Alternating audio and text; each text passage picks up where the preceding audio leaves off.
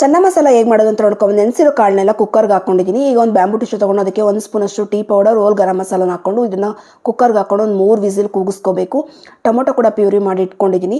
ಜೊತೆಗೆ ಒಂದು ಬಾಣಲಿಗೆ ಎಣ್ಣೆ ಜೀರಿಗೆ ಹಾಕ್ಕೊಂಡು ಫ್ರೈ ಆದಮೇಲೆ ಸಣ್ಣ ಕಟ್ ಮಾಡ್ಕೊಂಡು ಈರುಳ್ಳಿನ ಫ್ರೈ ಮಾಡೋಕೆ ಇಟ್ಕೊಂಡಿದ್ದೀನಿ.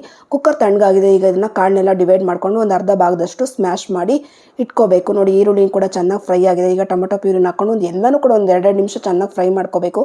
1 spoon garam masala, 1 spoon Kashmiri red chilli, 1 spoon chilli powder, ಒಂದು ಅರ್ಧ ಸ್ಪೂನ್ ಧನಿಯಾ ಪೌಡರ್, 1 ಸ್ಪೂನು ಚೆನ್ನ ಮಸಾಲ ಪೌಡ್ರನ್ನ ಹಾಕ್ಕೊಂಡು ಇದನ್ನೆಲ್ಲನೂ ಕೂಡ ಒಂದು 2 ನಿಮಿಷ ಚೆನ್ನಾಗಿ ಫ್ರೈ ಮಾಡಬೇಕು. ಹಾಗೆ ಒಂದು 3 ಸ್ಪೂನ್ ಮೊಸರು, ಇದನ್ನು ಕೂಡ 1 ನಿಮಿಷ ಫ್ರೈ ಮಾಡಿದಾದಮೇಲೆ ಬೇಯಿಸಿರುವಂಥ ಕಾಳನ್ನ ಮತ್ತು ಸ್ಮ್ಯಾಶ್ ಮಾಡಿರೋ ಕಾಳನ್ನ ಹಾಕ್ಕೊಂಡು ಎಷ್ಟು ಬೇಕೋ ಅಷ್ಟು ನೀರನ್ನು ಸೇರಿಸ್ಕೊಂಡು ರುಚಿಗೆ ತಕ್ಕಷ್ಟು ಉಪ್ಪು, ಹಾಗೆ 1 ಸ್ಪೂನು ಕಸೂರಿ ಮೇಥಿನ ಕೂಡ ಹಾಕ್ಕೊಂಡು ಲಾಸ್ಟಲ್ಲಿ ಇದಕ್ಕೆ ಒಗ್ಗರಣೆಗೆ 1 ಸ್ಪೂನ್ ತುಪ್ಪ, ಚಿಲ್ಲಿ ಪೌಡರ್, ಹಾಗೆ ಕರಿಬೇವು, ಇಂಗುನ ಹಾಕ್ಕೊಂಡು ಫ್ರೈ ಮಾಡ್ಕೊಂಡು ಒಗ್ಗರಣೆನ ಸೇರಿಸ್ಕೊಂಡು ಚೆನ್ನ ಮಸಾಲ ರೆಡಿ ಆಯಿತು. ದಯವಿಟ್ಟು ಚಾನಲ್ನ ಸಬ್ಸ್ಕ್ರೈಬ್ ಮಾಡ್ಕೊಳ್ಳಿ.